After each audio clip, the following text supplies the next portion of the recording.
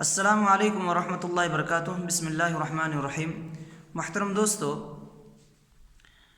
اگر اللہ تعالیٰ کسی کے اوپر کوئی مصیبت نازل کرتا ہے یا کوئی پریشانی میں مبتلا ہو جاتا ہے، وبائی پریشانی ہو جیسے طاعون کی بیماری، کرونا وائرس یا کوئی اور وبائی بیماری یا کوئی اور وائرس اگر کسی کو لگ جائے تو وہ دل و دماغ کو اس بیماری کے سلسلے میں مزید ٹینشن میں نہ رکھیں۔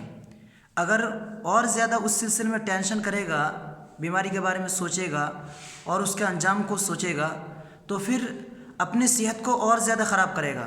جب انسان دل و دماغ پر زور دے کے کسی چیز کے بارے میں سوچتا ہے تو سب سے زیادہ اثر اگر پڑتا ہے تو صحت پر پڑتا ہے، اور صحت بیماری کی وجہ سے پہلے ہی سے ڈاؤن ہے تو اور زیادہ خراب ہو جائے گا۔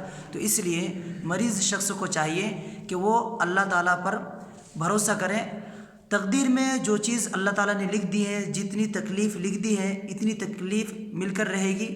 جب یہ اللہ تعالیٰ پر سونپ دے گا، اللہ تعالیٰ پر توکل کر لے گا، تقدیر پر راضی رہے گا تو پھر مزید اس کو ٹینشن نہیں ہوگی اور پھر یہ فری ہو جائے گا، تو کسی حد تک صحت کے لیے کارگر ثابت ہو سکتی ہے۔ اور جب اللہ تعالیٰ پر بھروسہ کرے گا تو پھر قرآن کی آیت وَمَن يَتَوَكَّلْ عَلَى اللَّهِ فَهُوَ حَسْبُهُ، جو اللہ تعالیٰ پر بھروسہ کرتا ہے تو اللہ تعالیٰ اس کے لیے کافی ہو جاتے ہیں۔ تو اللہ تعالیٰ پر بھروسہ کرنا چاہیے۔ اس کے ساتھ ساتھ ایک خاص دعا کا اہتمام کرنا چاہیے۔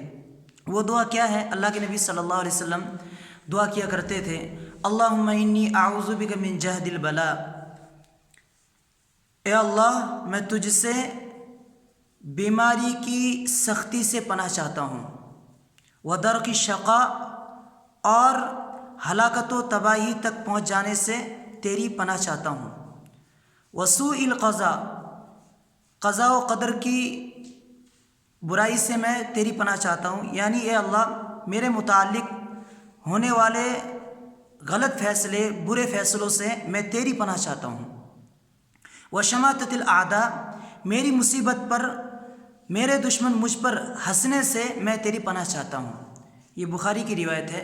تو اس دعا کا خاص اہتمام کریں جب کوئی شخص پریشانی میں مبتلا ہو جائے یا مصیبت میں مبتلا ہو جائے یا کسی وبائی مرض کا شکار ہو جائے تو اس دعا کو کثرت سے کریں۔ اللہ تعالیٰ سے دعا ہے کہ اللہ تعالیٰ مجھے بھی اور آپ تمام دوستوں کو خیر و عافیت کے ساتھ رکھے، ہر طرح کی پریشانیوں سے دور رکھے۔ والسلام علیکم ورحمۃ اللہ وبرکاتہ۔